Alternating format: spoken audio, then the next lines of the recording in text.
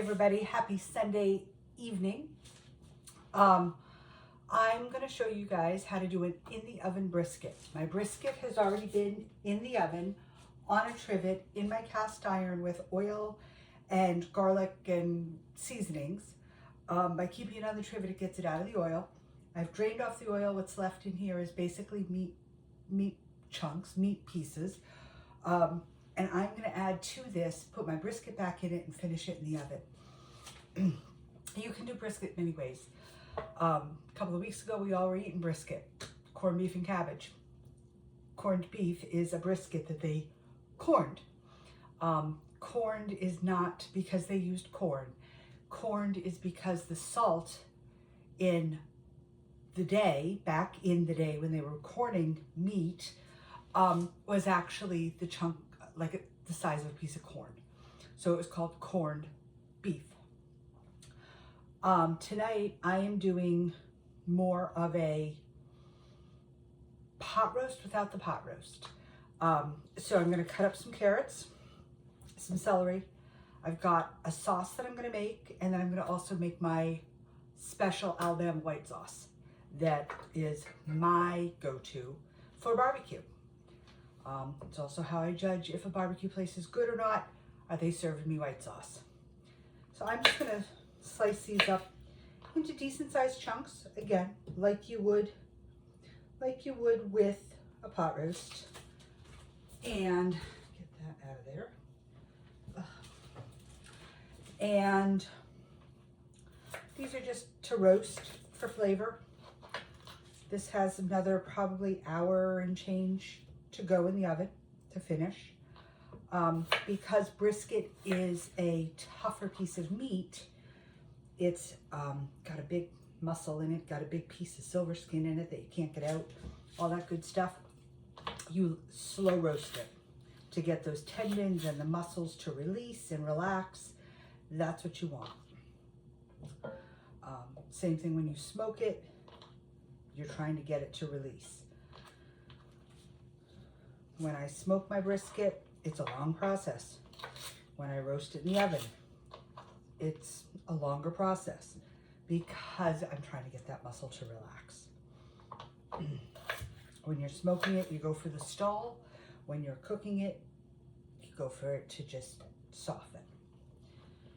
Okay, I think I have enough carrots, but I do love carrots. So I'm gonna get those in there. And it's okay if the meat sits on my veggies. That's not an issue.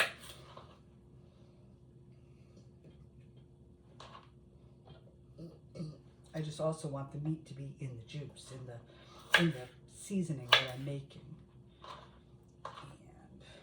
And that. Okay. Those are all in there. Let me just grab another container to make my juice in for my beef. So into the bowl for my beef, I'm putting ketchup, maybe. Oh gosh. Ketchup. That's about third of a cup. Liam Perrin's Worcestershire sauce, Worcestershire sauce, whatever you know it as. You're gonna go a little under a quarter of a cup. White wine vinegar. I happen to get white wine vinegar with the mother in it, which makes it a little healthier. About tablespoon and a half. Garlic.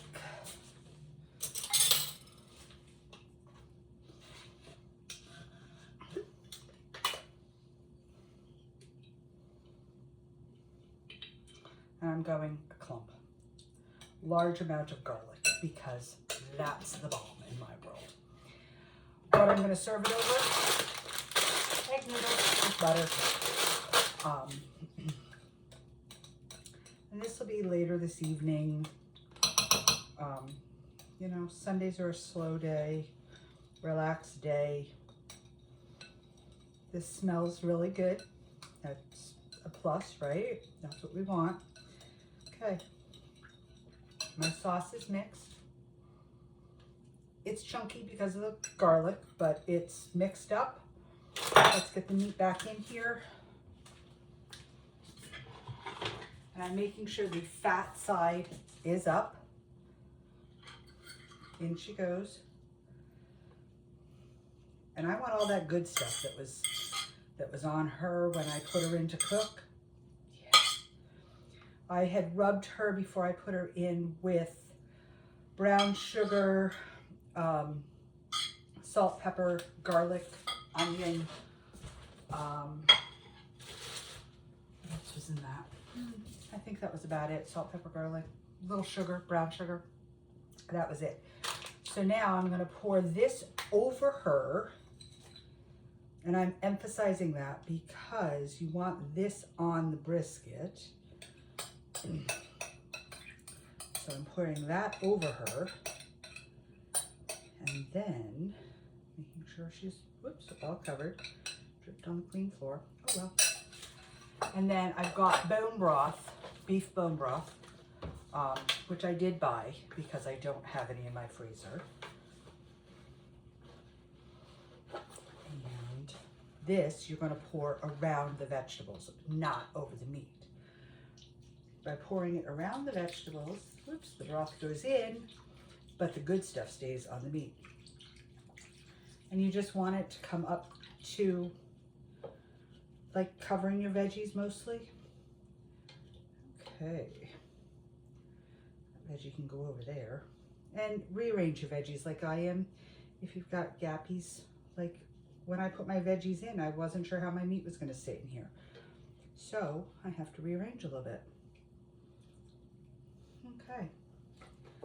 And that's, I probably used about half of the box. And I will keep this out and check on her as she's cooking for the next couple hours because she needs about another hour and a half to 2 hours. I'm going to just reuse my tin foil that I started with.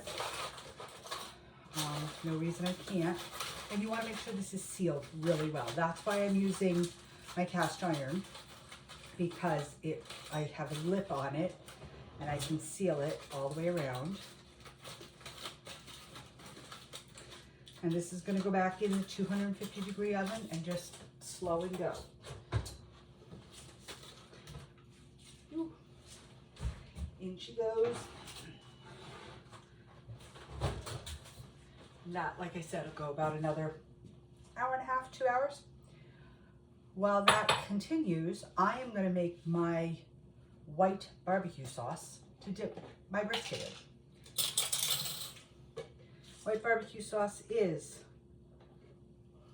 about 1/4 cup of mayonnaise.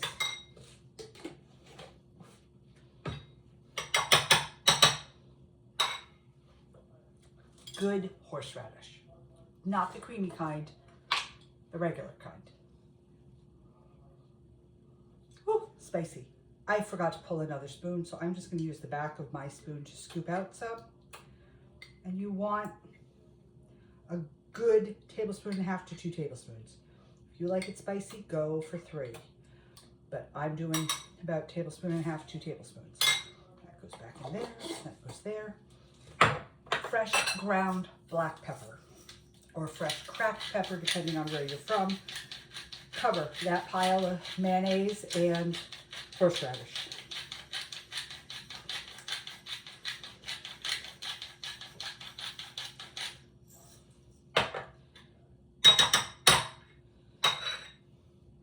Stick that on my tray. White sugar, 3 teaspoons. 1, 2, 3. Vinegar. I'm gonna say about less than 1/4 cup. Probably 1/8 cup. But your vinegar is what thins it. So if you like a thicker, chunkier, you're going to use less. If you like it thinner, you use a little bit more. And it's also one of those things, until you start stirring it up, you don't know what you got to add to. And I whisk it just to get it as smooth as possible.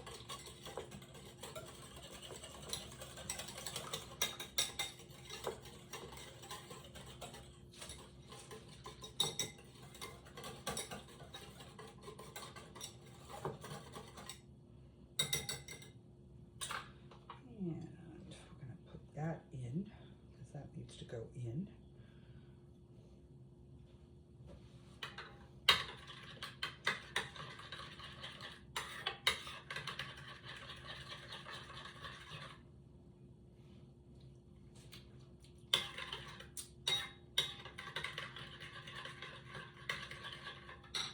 Mine needs more horseradish. After all that, that is my conclusion.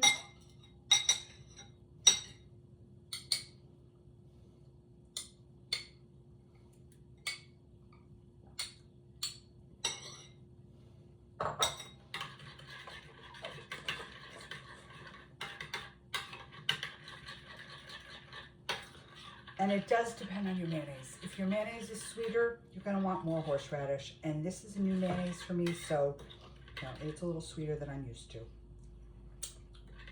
Perfect. And it's runnier. Again, use less vinegar if you like it thicker. I happen to like it a little runny to just kind of coat. It also is great on pulled pork. It's great on pulled chicken. Makes great a sandwich topping. So I get horseradish all over my hand. Goes well on sandwiches. Goes amazing on smoked brisket and baked brisket.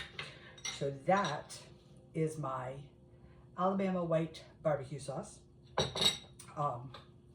that I've been making for a lot of years. So for tonight, that, my friends, is my easy dinner. I'm gonna boil my noodles. I'm gonna slice my brisket, put it over my noodles, put my white sauce on the side, and I'm gonna have baked brisket with white sauce. I hope you guys are enjoying this. Please like, share, follow, recommend, whatever. Comment, please, because that makes it pop up in the algorithm for other people to see. And I will see you all tomorrow night. Hopefully tomorrow will be sunny, because this cloudy stuff is not doing my basil any good, not doing me any good. I need some sunshine. So all my friends in the south, please blow sun north, because this rainy, drizzly yuck is for the birds. I will see you all tomorrow night. Good night, folks.